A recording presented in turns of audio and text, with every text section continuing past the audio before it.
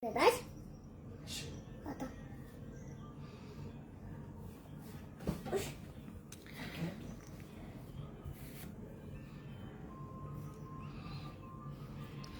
Boa noite, amigas, amigos. Extraordinariamente, estamos antecipando a aula do dia 5, porque o dia 5 tem um evento familiar, o aniversário do meu neto Vinícius, e eu não estarei aqui em casa, né? Então eu quero agradecer a todos e pedir a todos a compreensão desse momento. E com certeza, em abril eu vou fazer a mesma coisa, né? Que é aniversário do bisneto, né?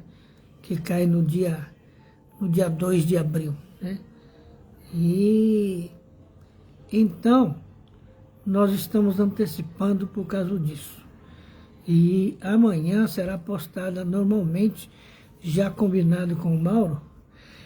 E se caso vocês, ao ouvirem, tiverem dúvidas ou fizerem comentários, passem para o Mauro, que desenvolveu um WhatsApp para o grupo de estudos, e eu vou responder cada uma das dúvidas, tá bom? Com a ajuda de Deus, de Jesus e dos amigos espirituais. E hoje, especialmente, nós vamos falar sobre autoconhecimento.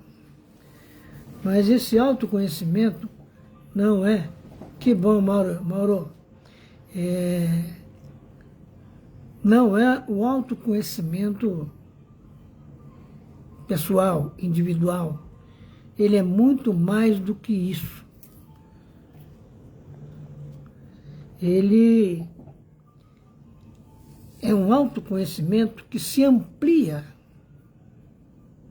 nos braços da mediunidade, para o mundo espiritual e para as nossas relações com esse mundo espiritual, com os espíritos. Por isso nós demos o título de autoconhecimento. Então, nós vamos discorrer sobre o papel dos médiuns nas comunicações e a influência moral dos médiuns nestas comunicações, né? Para entendermos o que é esse autoconhecimento. Porque quando surge a mediunidade em nossa sensibilidade, normalmente é pelo período infantil, ou mais tarde pela adolescência, o que ocorre? Nós não estamos sabendo quem é que está nos influenciando, quem é que até nos força a fazer isso ou aquilo, a dizer isso ou aquilo, né? Que nos atrapalha o sono, coisas desse tipo, né? Que ocorrem com todos os médiuns, né? E daí a necessidade do autoconhecimento extensivo, né? Ou melhor, expansivo ao mundo espiritual, né? Então veja bem aqui o que nos dizem os espíritos para a gente entender um pouco desse nosso relacionamento com o mundo espiritual.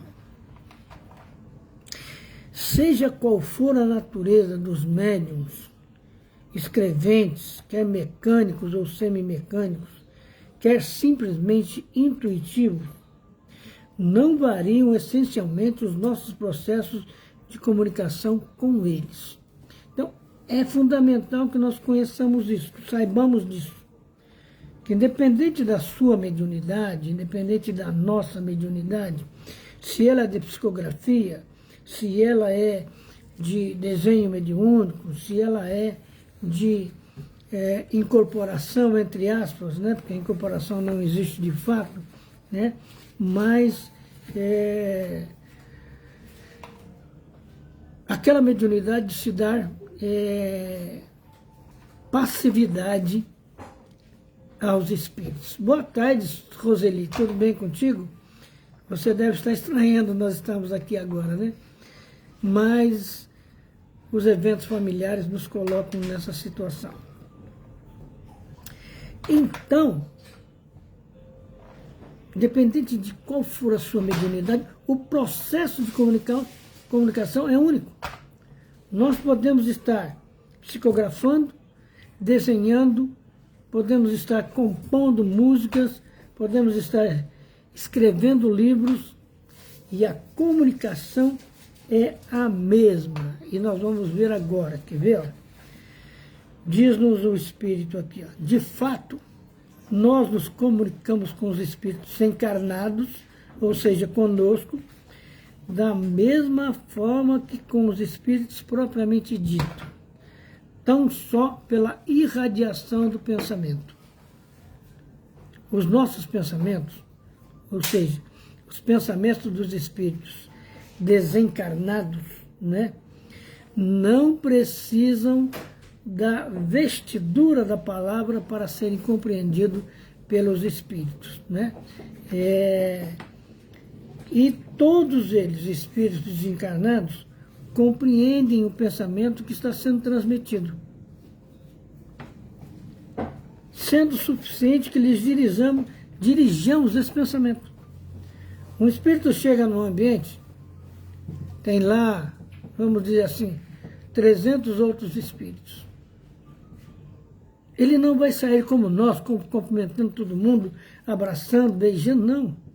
Ele emite um pensamento e todos podem até se voltar a ele, captar esse pensamento e procurar entender qual é a mensagem que ele veio trazer, entendeu? Então, e isso se dá em razão das nossas faculdades intelectuais. Né? Nós vamos ver coisas aqui que às vezes podem até nos parecerem duras, mas é a realidade da mediunidade. E que nós temos que estar acostumados com elas. Né? Nós demos na reunião passada o exemplo do Medrado, né, que quis brincar de como é que se diz, de sabichão, e o Toulouse-Lautrec abandonou ele. Né? É uma correção que o espírito aplica no médium vaidoso. Porque tudo que vem dos espíritos é dos espíritos. Parece redundante, mas é dos espíritos. Não é do médium. Se fosse dele, não precisaria de presença de espírito, né?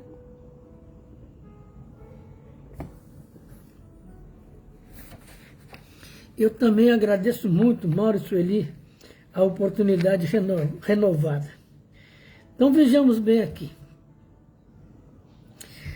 E quer dizer que tais pensamentos ou quais espíritos podem compreender em virtude do adiantamento deles.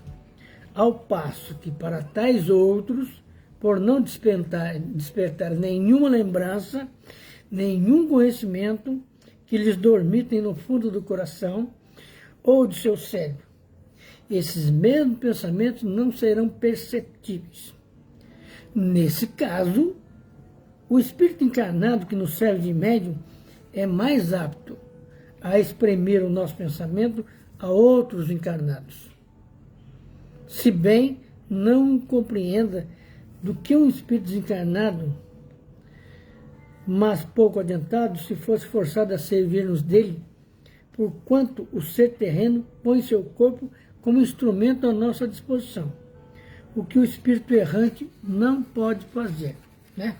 Então, isso já mostra em si que a relação dos espíritos livres com espíritos livres, ela tem uma conotação. Basta apenas então somente o pensamento. Conosco, enquanto encarnados, enquanto médiums, é outra conotação. Eles vão emitir o pensamento e nós vamos perceber. Percebendo, o que é que o médium faz? Reveste esse pensamento com as suas palavras, com o seu vocabulário. Por isso que, às vezes, o que acontece? Um médium está acostumado a dar mensagens do Agostinho, outro quem que eu diria? Do Vitor Hugo, outro de um outro espírito qualquer. E em termos de palavreado, parece o mesmo espírito.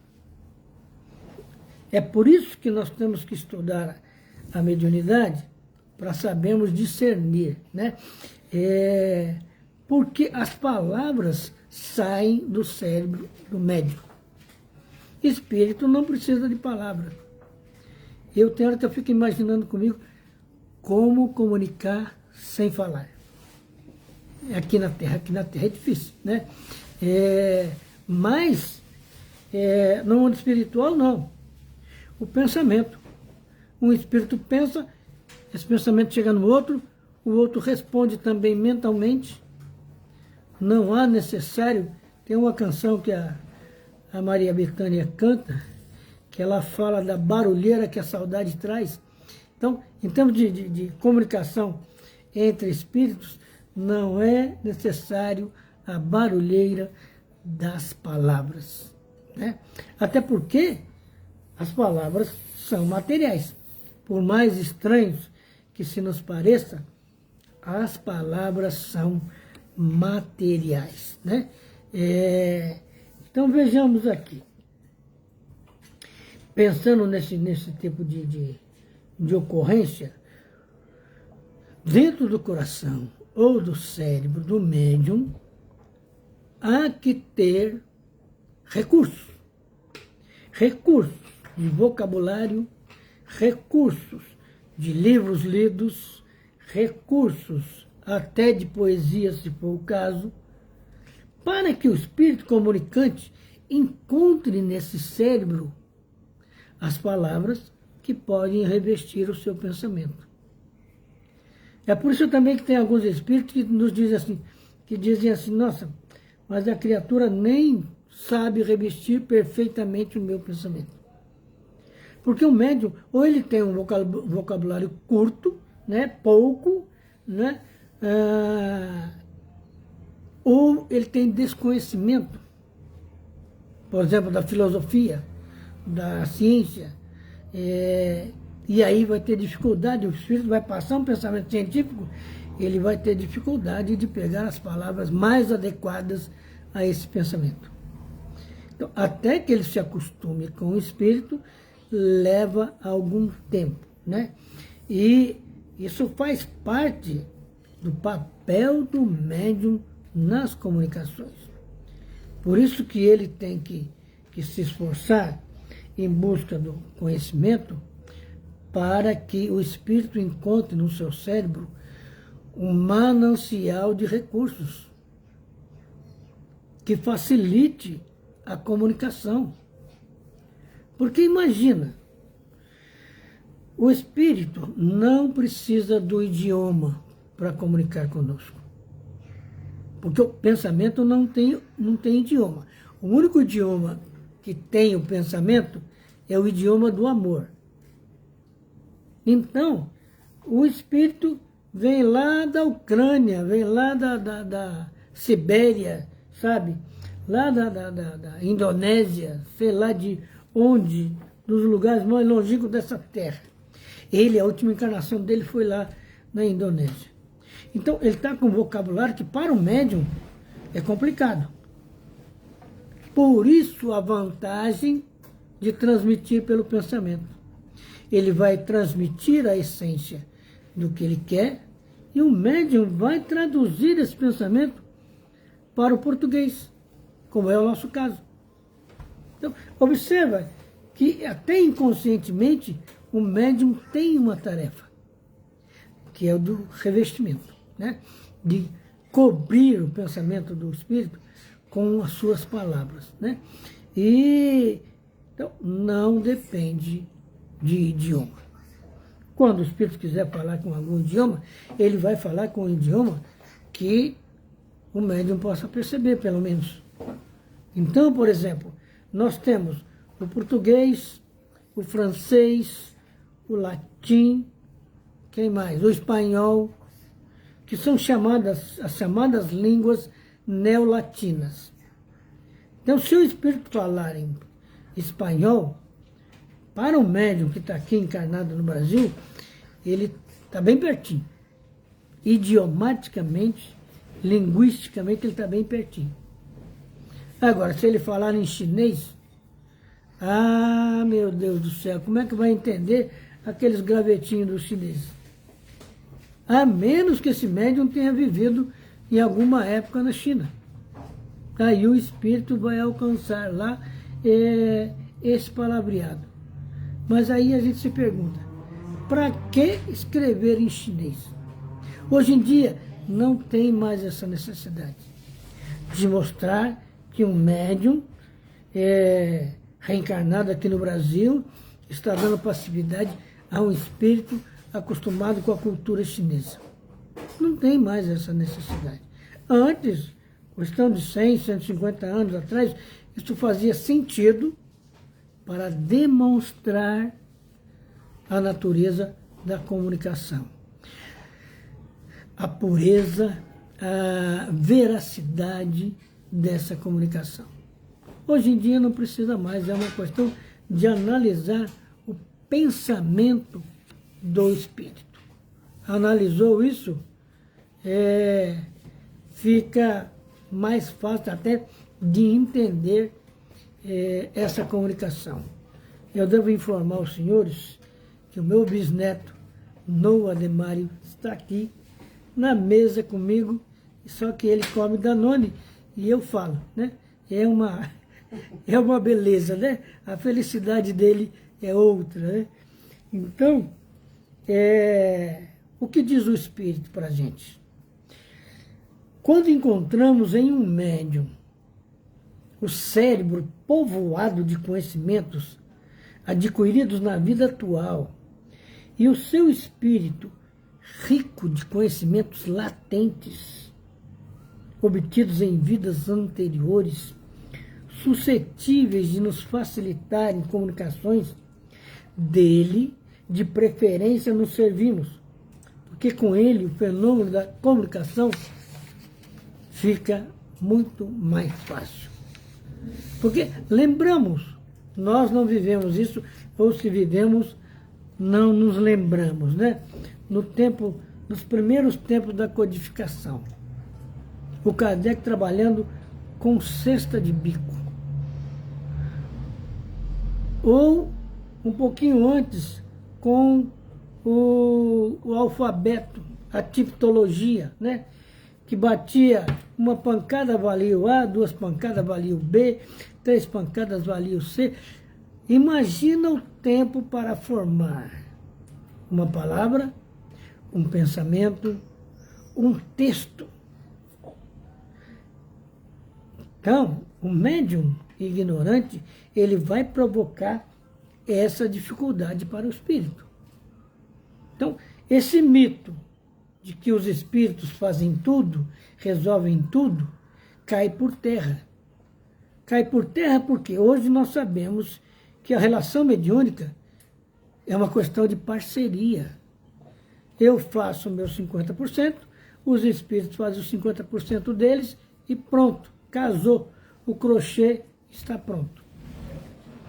Sabe? Então, nós precisamos disso. Olha lá, Noah, a Sueli está falando assim, oba, Danone, vai oferecer Danone para ela? Para a Sueli? Fala. Ele falou que vai, viu, senhor? Então, um cérebro rico de informações, de conhecimento, de vocabulário, permite que o espírito trabalhe com mais desenvoltura. Agora, voltemos lá atrás. Quando o Emmanuel está aplicando para o Chico Xavier um curso de 2º grau, que na época era chamado de científico. Por que o Emmanuel faz isso? Para que o Chico tivesse condições de discutir a ciência espírita, sabe, dentro dos parâmetros do espiritismo, e não da ciência comum. Então era preciso que ele conhecesse isso, né? Que ele não teria isso na escola. A escola vai ensinar ciência, vai, mas ao nível de biologia, ao nível como é que chama a outra danada lá? De ciências que nós conhecemos aqui, mas que não traduzem a ciência do espírito. Então, Emmanuel aplica para o Chico um curso de 2 anos. E um outro detalhe também.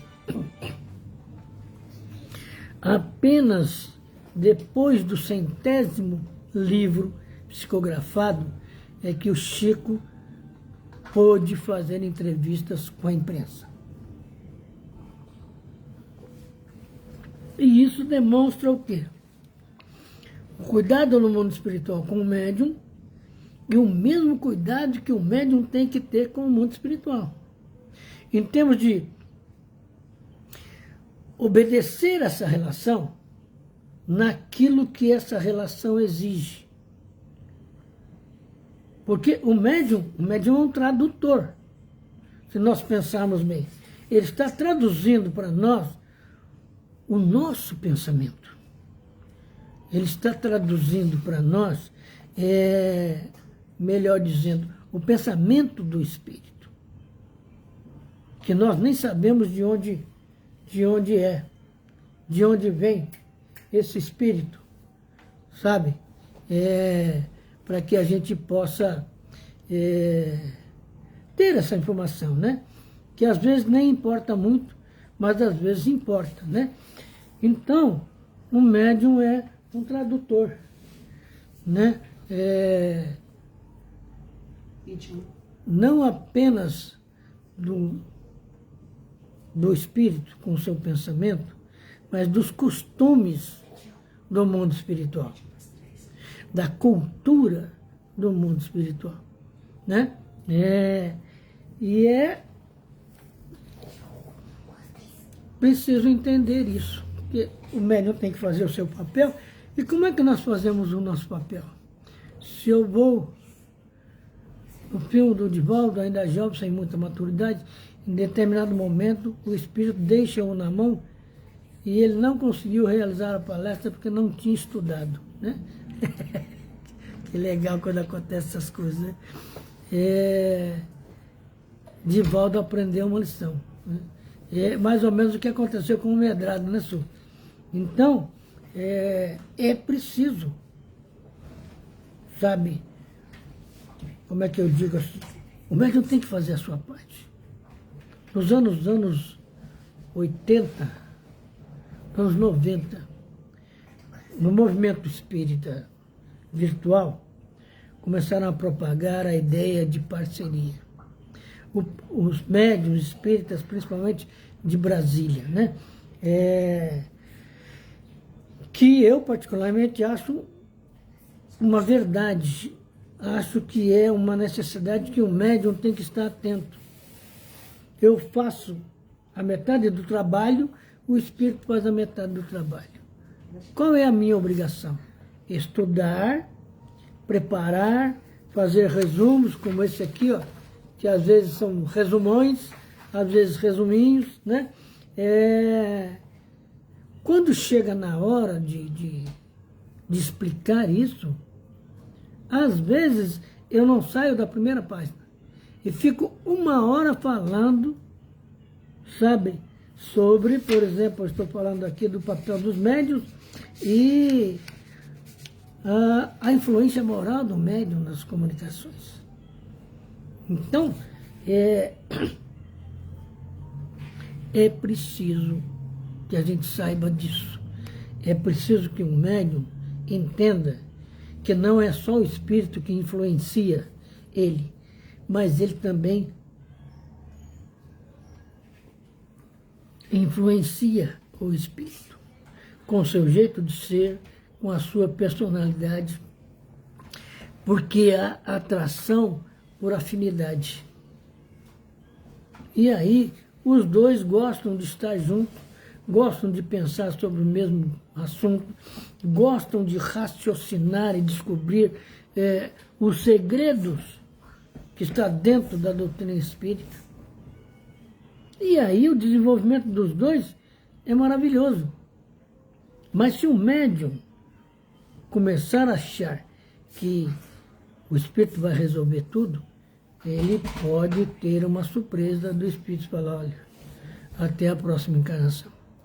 Quando você vai aprender que a tarefa é conjunta, não é só minha. O médium faz a sua parte e eu faço a minha, né? Então, vejamos aqui, olha. O Espírito diz que vai fazer compreensível por meio de algumas explicações claras e precisas. Com um médium cuja inteligência atual ou anterior se ache desenvolvida, o nosso pensamento se comunica instantaneamente, de espírito a espírito. Observe o processo. O espírito não vai injetar dentro do cérebro do médium isso ou aquilo. É de espírito a espírito. Quando o médium, enquanto o espírito encarnado, percebe o pensamento do espírito desencarnado, aí é que esse pensamento vai para dentro do seu cérebro e é aí que ele vai revestir esse pensamento com as suas palavras. Então, a mediunidade, ela é sensível, mas é complexa. Ela é simples, mas é também complexa.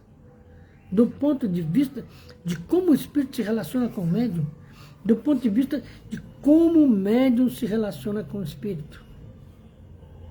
Porque é preciso liberdade de ação, é preciso responsabilidade de ambos, né, para atingir um objetivo.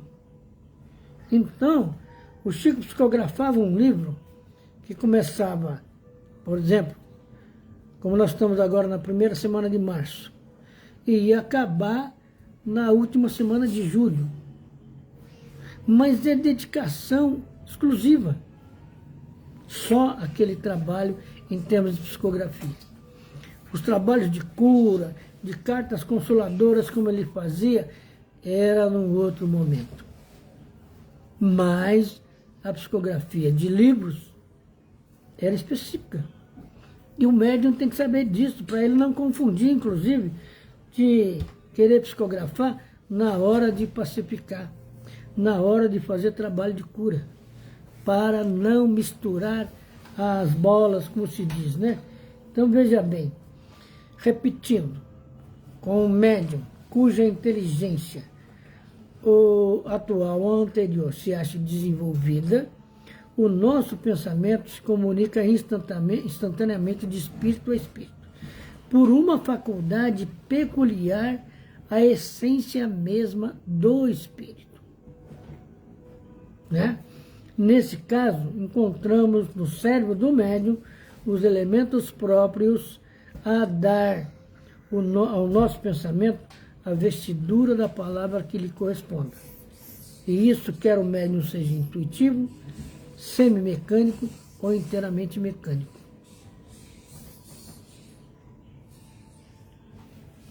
Já vive essa experiência, estuda algo e a espiritualidade nos traz em nossa mente, em virtude dos presentes e suas necessidades. Eles modificam de imediato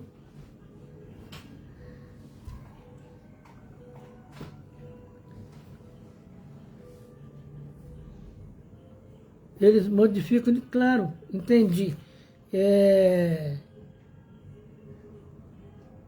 O médium pode estudar, por exemplo, eu me dispus a falar sobre o papel do médium nas comunicações.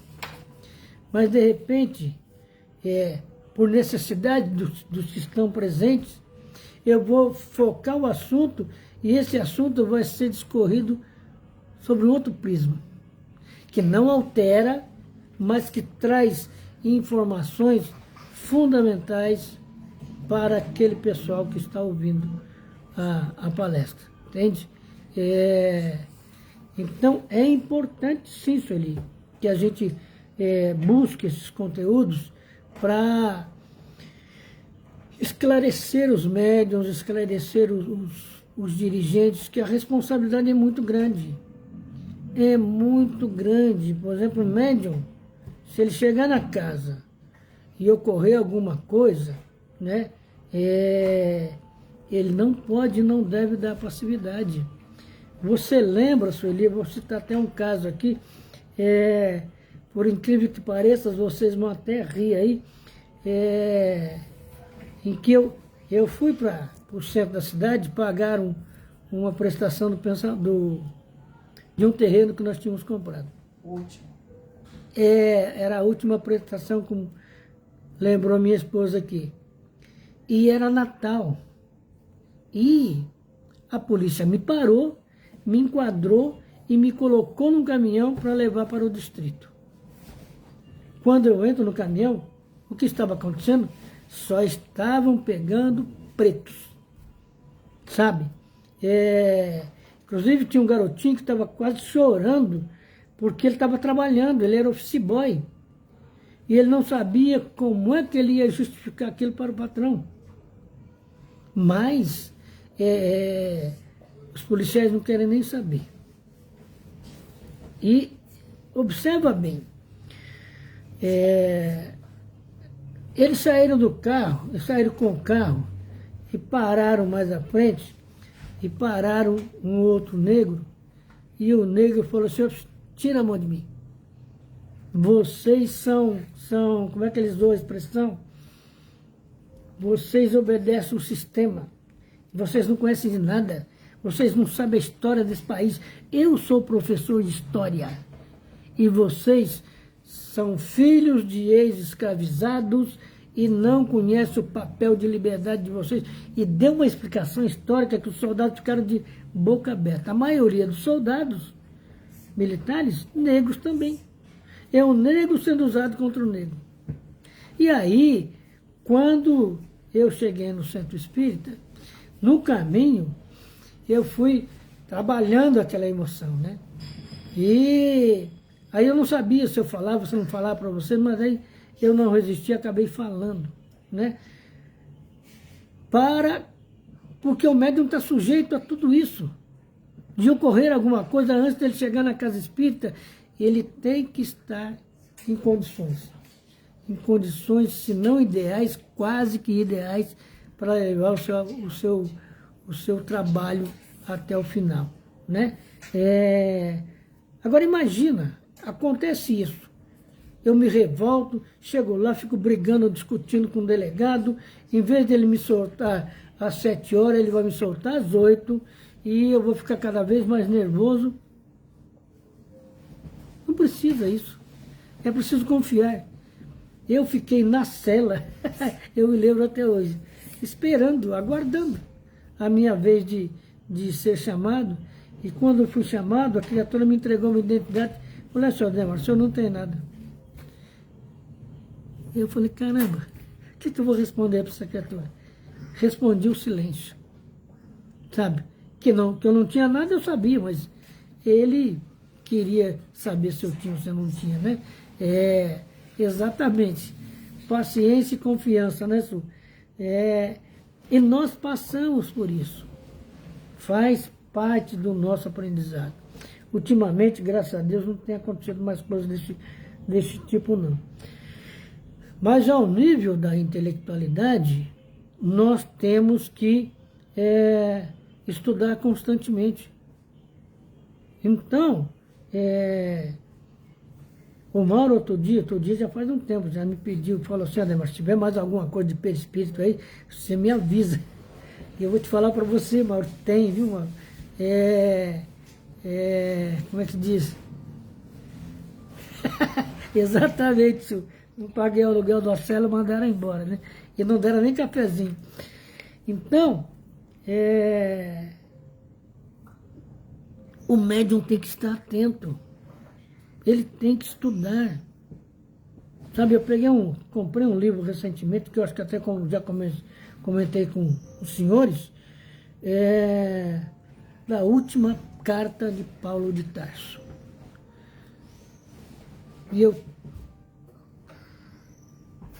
E Eu tenho uma intenção guardada aqui na cabeça, né?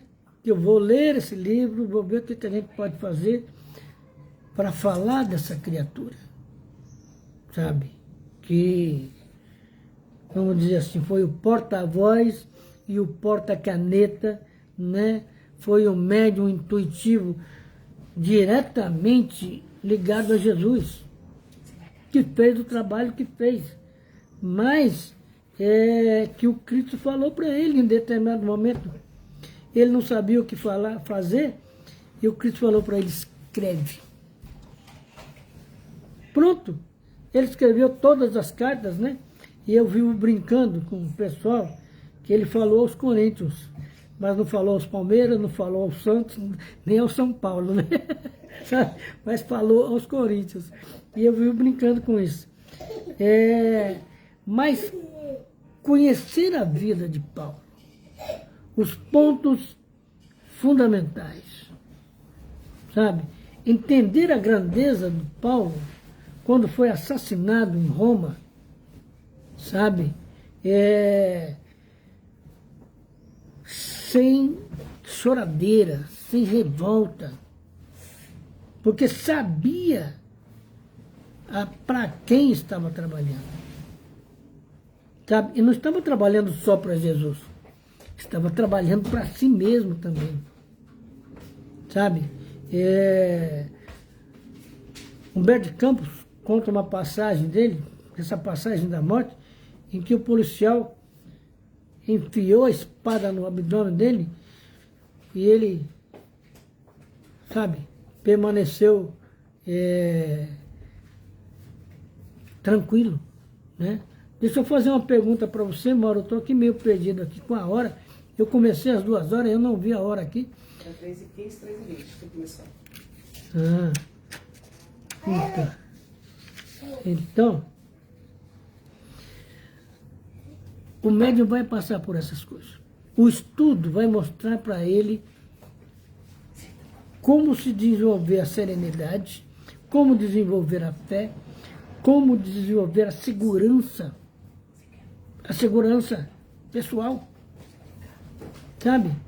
Que não é só por ação dos espíritos, mas combinar a ação sua ação com a ação do espírito. Aí pronto, defesa garantida. Então, boa tarde, Zezé, tudo bem? Nós, enquanto médiuns, temos que saber que nós somos influenciados pelos espíritos, mas também influenciamos. Então, o caso que eu contei do Medrado, você observa o quê? Que o Medrado se meteu como é que diz? A sabichão e sofre um corte. Há uma influência do Toulouse direta, em termos de correção. Com certeza o Medrado não fez mais isso, compreender, falou, opa, eu não sou autor de nada, né? Até uma outra, como se diz, uma outra situação, ele está expondo, Medrado, expondo os trabalhos dele, e o Aleijadinho pintou o quadro de uma senhora, né? Que o Medrado de pronto não entendia tudo aquilo que o Aleijadinho fazia. E quando ele está fazendo essa demonstração, uma menina que estava na assistência, na plateia, ela falou, nossa, a vovó está ali. Quando chegou em casa, a vovó tinha melhorado dos problemas, assim, assustadoramente. Então, observa, os espíritos vão trabalhar na maior sutileza, no maior silêncio, na maior grandeza e na maior humildade. E enquanto médium, nós temos que saber disso. Não é a nossa vontade, é a vontade dele. Porque ele tem um plano de trabalho e não vai fugir a esse plano. Então, não há espaço para vaidades, né? Então, o que é que a gente entende aqui? É essa a razão que a gente leu aqui. Quando o espírito encontra no cérebro do médium os elementos próprios a dar vestimenta ou vestidura aos seus pensamentos, essa é a razão, seja qual for a diversidade de espíritos que se comunicam com o médium, os ditados que este obtém, embora procedendo de espíritos diferentes, trazem, quanto à forma e o colorido, o cunho pessoal do médium. Por isso que há médiums que traz comunicações que é difícil de saber o que é do espírito, o que é do médium. Porque o médium também tem o seu estilo, a sua maneira de fazer as coisas. E os espíritos respeitam isso. E esse respeito é que costura, vamos dizer assim, os efeitos que o trabalho pode trazer. Costura sem dar ponto em lugar errado, né? Então veja aqui. Então, ele explica aqui, a gente já viu no livro dos médiuns, para a gente ter uma ideia, né? Cadê o Mauro para me falar da hora aí? Você lembra a hora, Silvio? Porque eu não lembro o nome. É 13h20. E agora que hora que é? Falta exatamente 1 minuto para as 3. Ah, para as 4, não tem. Bem, cortei. Então nós vamos até 3h20. 3h20, 3h15, 3h20. Beleza. A minha mulher já falou aqui que nós vamos até 3h20, né? Então,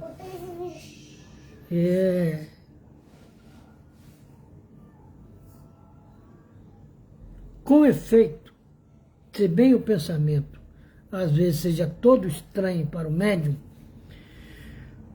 o assunto esteja fora do âmbito que ele está habitualmente acostumado a pensar e a se mover nesse assunto, se bem que nós queremos dizer não provenha dele, nem por isso deixe o médium de exercer influência no tocante à forma, pelas qualidades e propriedades inerentes à sua individualidade. Então, um espírito que se comunicava com o Chico, e esse mesmo espírito com o Divaldo, esse espírito vai respeitar a personalidade do Chico, o jeito do Chico fazer as coisas, assim como o Divaldo. Então, se nós pegarmos o Vitor Hugo, que psicografou com o Chico, e o mesmo Vitor Hugo que psicografou com o Divaldo, nós vamos ver conotações de personalidade, conotações psicológicas, emocionais, diferentes. E é preciso que a gente entenda isso, para não sair por aí fazendo julgamentos errados. Beleza, valeu, Su. Ela escreveu aqui, a crise está correta. Vai com ela que está bem acompanhada. Que beleza, valeu, Su. Faz 50 anos, 53 anos que eu estou bem acompanhado, viu, Su? Então, a personalidade do médium vai trazer alguma influência, né? Que, pelo nível de afinidade entre ele e o espírito, para os dois, não altera nada. Um até gosta da influência do outro, né? Agora, as pessoas que vão ler, as pessoas que vão estudar, por exemplo, você vai estudar Emmanuel com Chico, você vai ter uma conotação, né? Que bom, é exatamente isso, 53 anos de amor e amizade. Nós vamos ver essas diferenças. E é preciso que médium, dirigentes espíritas, apoiadores, pessoal que fica na sustentação, todos saibam disso. para entender o jaez, para entender como é que diz, a essência, a beleza da comunicação do Espírito. E a diretriz, né? Entendeu? Então, o amigo espiritual nos dá um exemplo aqui que a gente precisa entender direitinho. Quer ver?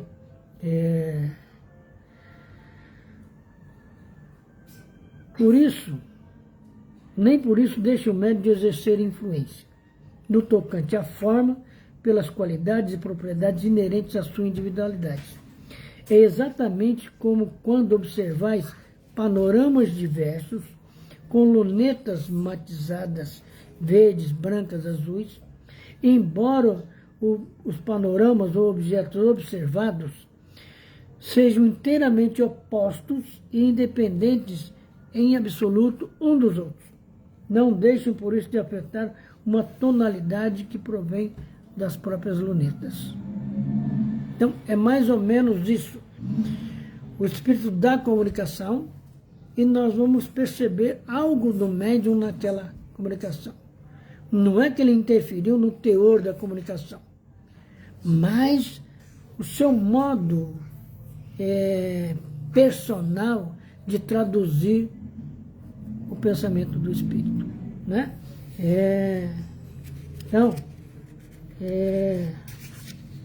o espírito explica melhor aqui, ó. Comparemos os médiuns a esses recipientes de vidros cheios de líquidos coloridos e transparentes que se vêem nos mostruários dos laboratórios farmacêuticos. Pois bem, nós somos como as luzes que clareiam certos panoramas morais, filosóficos e internos através dos médiuns, azuis, verdes ou vermelhos, de tal sorte que os nossos raios luminosos, obrigados a passar através de vidros mais ou menos bem facetados, mais ou menos transparentes, isto é, de médios mais ou menos inteligentes, só chegam ao objeto desejamos iluminar, tomando a coloração, ou melhor, a forma de dizer particular desse médium. Entende? Então, como é que se diz? O médium, ao longo da sua experiência, ele vai percebendo que ele tem um papel, que ele exerce um papel nessa relação.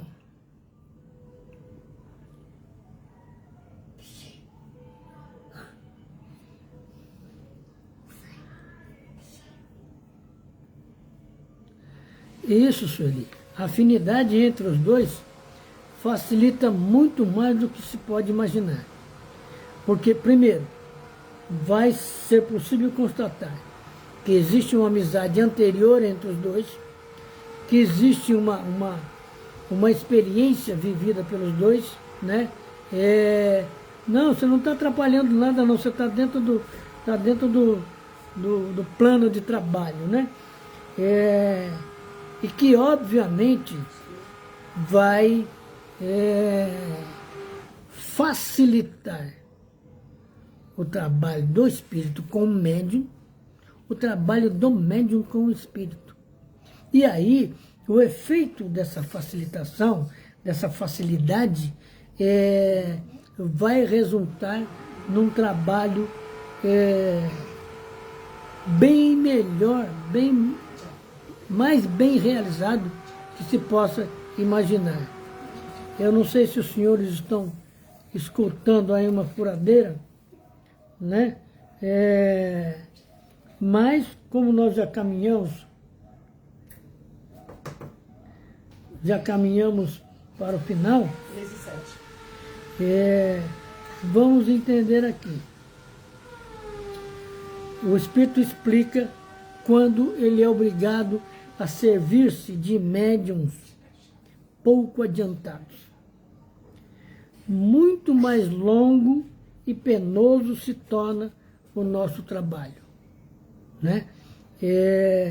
Porque nos vemos forçados a lançar a mão de formas incompletas, que é para nós uma complicação, pois somos constrangidos a decompor o nosso pensamento e a ditar palavra por palavra, letra por letra, constituindo-se uma fadiga e um aborrecimento, assim como um entrave real à presteza e ao desenvolvimento das nossas manifestações. Entende? Por isso, os espíritos gostam de achar médiuns bem adestrados, bem preparados, né? Bem aparelhados, munidos de materiais prontos a serem utilizados. Sabe? Bons instrumentos, porque o nosso perispírito, atuando sobre aquele a quem mediunizamos, nada mais tem a fazer senão impulsionar a mão que nos serve de lapiseira, ou a caneta, enquanto que com médios insuficientes somos obrigados a um trabalho análogo ao que temos quando comunicamos mediante pancadas. Isto é, formando, letra por letra, palavra por palavra, cada uma das frases que traduzem o pensamento que queremos transmitir. É mais ou menos como o espírito adulto, bem vivido, bem experimentado, ter que utilizar de uma criança, psicologicamente, mentalmente, para traduzir o seu pensamento. Um médium mal preparado, um médium, como ele diz aqui, quer ver? Pouco adiantado, ele vai oferecer essa dificuldade para o espírito. E aí, quando chega no final da comunicação, para entender o que o espírito disse, é preciso todo um trabalho de interpretação, né? Para que possa tirar proveito disso. Porque o espírito, na relação com o médium, ele fica soprando, entre aspas, né? Mas influenciando palavra por palavra. Ele quer dizer ao médium, por exemplo, né? Como é que nós podemos achar aqui um exemplo? Júpiter é um planeta essencialmente mais evoluído que a Terra. Aí ele vai falar, Júpiter, espero me descrever, é um planeta essencialmente mais evoluído do que a Terra. Enquanto que ele poderia pensar com essa velocidade. Júpiter é um planeta essencialmente mais evoluído que a Terra. Então, o médium, ele é um instrumento, só que ele é um instrumento, ele não é um instrumento passivo. Sabe? Ele é um instrumento que se movimenta intelectualmente durante o processo de comunicação. Agora, sabendo disso, o que é que ele tem que fazer? Buscar o conhecimento, sabe? Para poder entender essa relação e traduzir o melhor. Sempre o melhor.